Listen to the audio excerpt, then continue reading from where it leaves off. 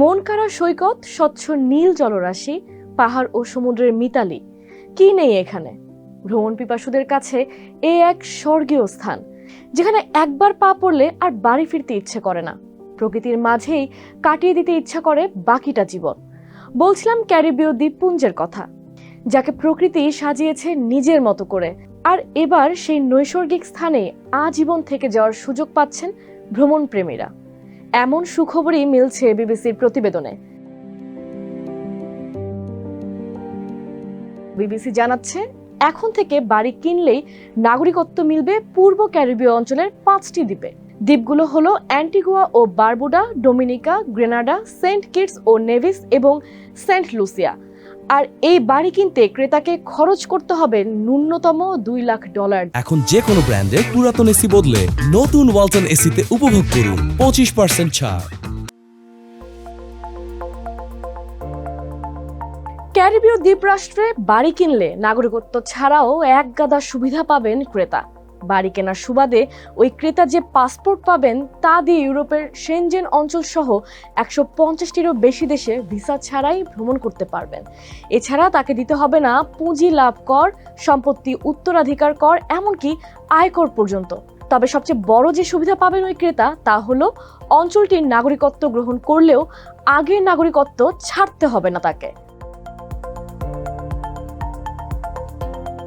বিশ্লেষকদের ধারণা, এসব সুবিধা ক্যারিবীয় দ্বীপরাষ্ট্রের বাড়ি কিনতে ক্রেতাদের আকর্ষণের অন্যতম স্থানে পরিণত করবে। আর এ ব্যাপারে দ্বীপরাষ্ট্রগুলো মার্কিন নাগরিকদের অন্যতম আকর্ষণের জায়গায় পরিণত হবে বলে ধারণা বিশেষজ্ঞদের। তারা বলছেন, যুক্তরাষ্ট্রের রাজনৈতিক ও সামাজিক অস্থিরতা এই আগ্রহ আরও বাড়িয়ে তুলতে পারে। এ ব্যাপারে অ্যান্টিগুয়ার লাক্সারি লোকেশনস কোম্পানির মালিক নাদিয়া ডাইসন বলছেন, এই মুহূর্তে 70% মতো ক্রেতাই নাগরিকত্ব চান এবং তাদের বেশিরভাগই যুক্তরাষ্ট্রের। এমনটির কারণ হিসেবে তিনি জানান, আমরা তাদের সঙ্গে রাজনীতি নিয়ে কথা বলি না। অর্থাৎ তার কথায় স্পষ্ট, যুক্তরাষ্ট্রের অনিশ্চিত রাজনৈতিক পরিস্থিতি ক্রেতা আকর্ষণের অন্যতম কারণ। তিনি আরো বলেন, গত বছর এই সময়ে যারা বাড়ি কিনতেন তারা ছিলেন মূলত অবকাশ যাপনকারী, আর এখন সবাই বলছে একটা বাড়ি চাই, সঙ্গে নাগরিকত্ব।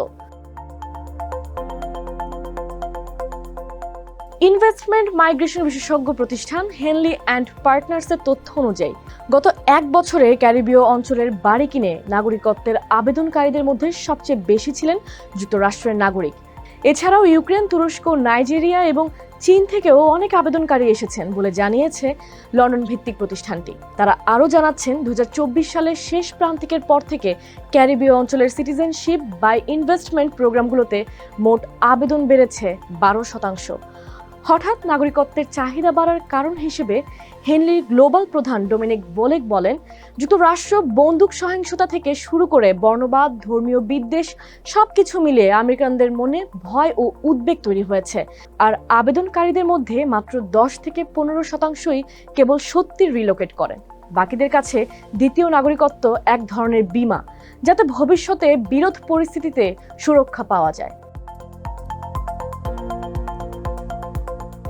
মাত্র $2 লাখ বাড়ি কিনে যে কেউ অঞ্চলটির নাগরিকত্ব নিতে পারবেন, বিষয়টিকে মোটেও ভালোভাবে দেখছে না অঞ্চলটির স্থানীয় বাসিন্দারা। এ নিয়ে ক্ষুব্ধ অনেকেই।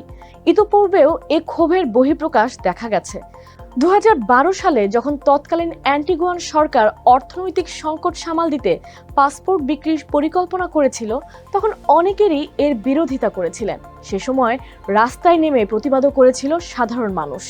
আর সেই বিক্ষোভের কথা মনে করিয়ে দিয়ে সাবেক হাউস স্পিকার জিসেল আইজ্যাক বলেন, একটা জাতীয়তা বোধ ছিল মানুষের মধ্যে। তাদের মনে হয়েছিল আমরা যেন নিজেদের পরিচয়ই বিক্রি করে দিচ্ছি এমন মানুষদের কাছে যারা আমাদের সংস্কৃতি বা ইতিহাস কিছুই জানে না। আর সেন্ট ভিনসেন্ট ও দ্য গ্রেনাডিনসের প্রধানমন্ত্রী রালফ গনসালভেসের ভাষ্য, নাগরিকত্ব কোনো পণ্য নয় যেটা বিক্রি করা যায়।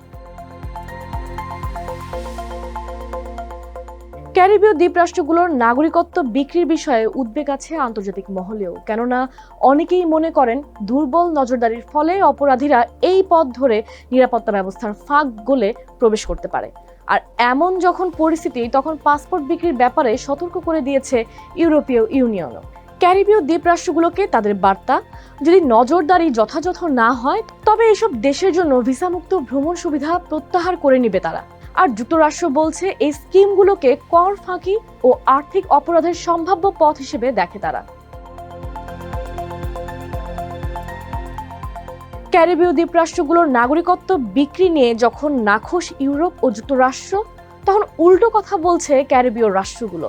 ডোমিনিকার প্রধানমন্ত্রী রুজভেল্ট স্কেরিট তার দেশের প্রোগ্রামকে স্বচ্ছ ও সুনির্দিষ্ট হিসেবে আখ্যা দিয়ে জানান, এই স্কিমের স্বচ্ছতা বজায় রাখতে আমাদের কর্তৃপক্ষ কঠোর পরিশ্রম করেছে। এছাড়া সরকারের দাবি 1993 সাল থেকে চালু হওয়া এই প্রকল্পের মাধ্যমে $1 বিলিয়ন বেশি রাজস্ব এসেছে, যার অর্থে গড়ে তোলা হয়েছে আধুনিক হাসপাতাল সহ প্রয়োজনীয় অবকাঠামো।